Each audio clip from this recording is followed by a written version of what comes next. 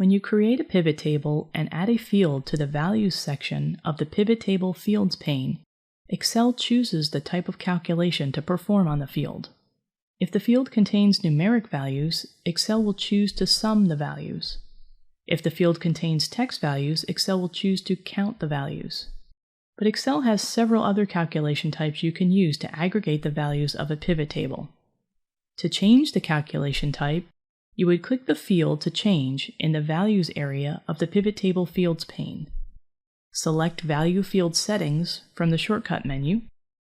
Select the calculation type you want to use from the list of types, and then click OK. The aggregation of the value in the pivot table is now updated.